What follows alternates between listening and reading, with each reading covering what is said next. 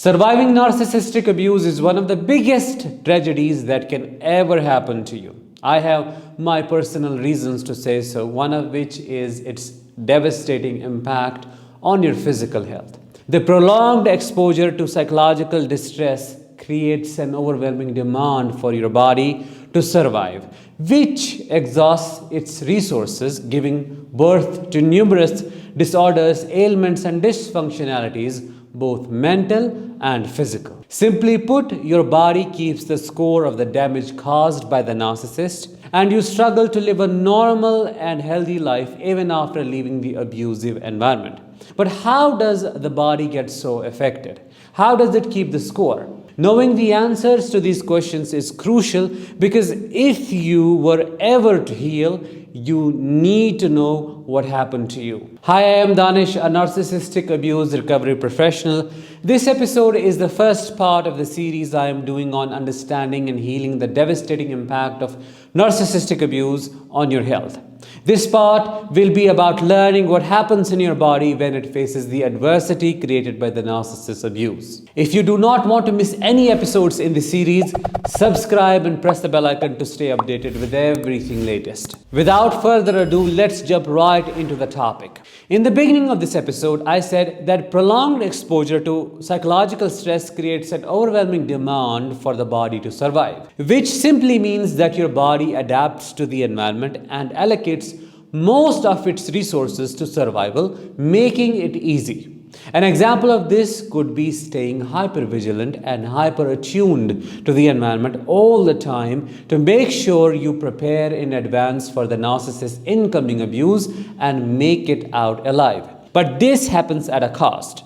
The chronic, constant overactivation and overuse of survival systems and stress responses such as fight, flight, freeze, and fawn for years fatigue your body and it starts wearing down. This stress-induced dysregulation causes damage which manifests as multiple health disorders of the gut, nervous system, immune system, and other systems alike. We'll talk more about these disorders in a minute.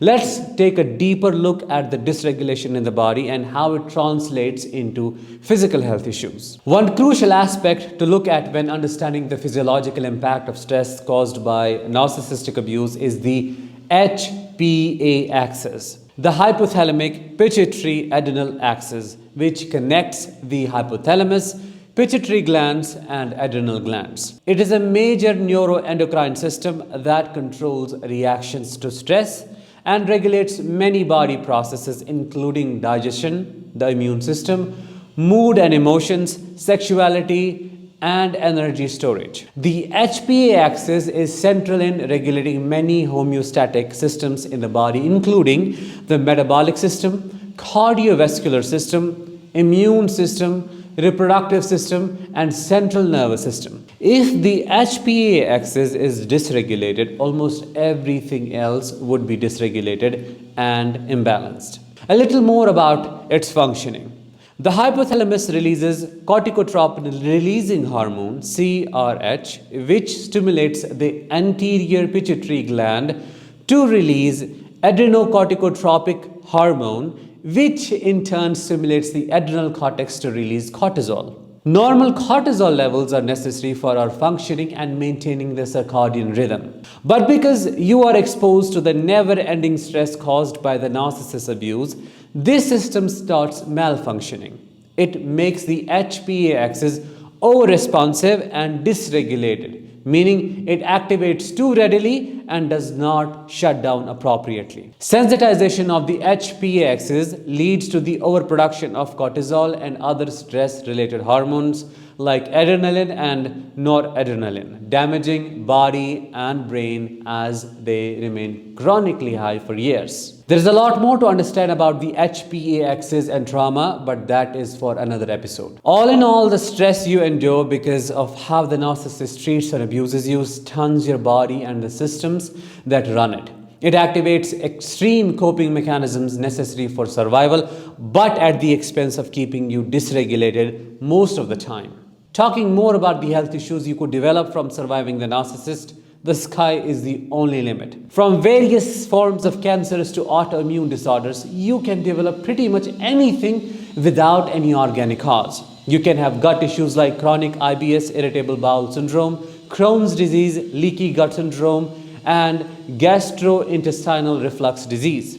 Disorders of the immune system may include but are not limited to chronic fibromyalgia, Hashimoto's, multiple sclerosis, rheumatoid arthritis, and lupus. I can keep going on and on for hours, but the list is never ending. What condition or issue did you develop from surviving narcissistic abuse? Let me know in the comments and help other survivors feel less alone in their experiences. If I had to share my personal experience with this, I would say it has been devastating to say the least. I was very young when I was diagnosed with chronic IBS, irritable bowel syndrome, and that continued for years. Indigestion, constipation, diarrhea, irregular bowel movements, everything that you can think of when it comes to IBS, I had it. It didn't stop there. I developed hypothyroidism, underactive thyroid gland, migraines, myopia, somatic pain without any organic cause. I suffered a lot and I tried to seek medical help, but they focused on symptomatic resolution. The cause was the same. It didn't get better because I was in the same environment and nothing was changing. The medicines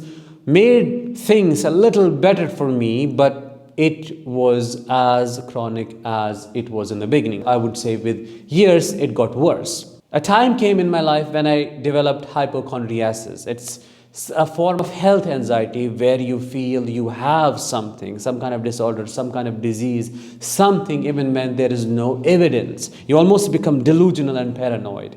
And I was delusional about having my urinary tract blocked and having my urinary bladder burst. I was always living under the fear that it would happen any moment, even when there was no evidence, nothing proved. Ultrasonographies, urine examinations, nothing came out. I had that, and I literally had the somatic feelings, the tightness and the pressure in my lower abdomen.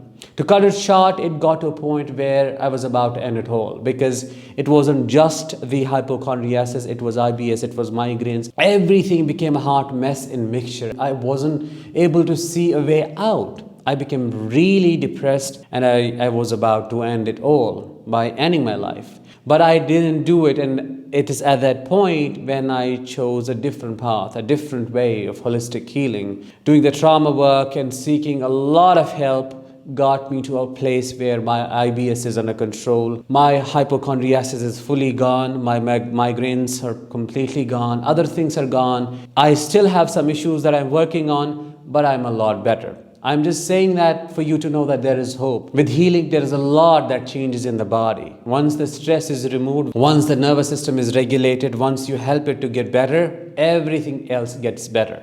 Now I know many of you would be wondering, how do you heal all of this? How was I able to do that? The answer to that isn't simple. What I can tell you for now is that a pill dispensary attitude does not work, nor does the approach focused on symptomatic resolution, because the cause remains unresolved.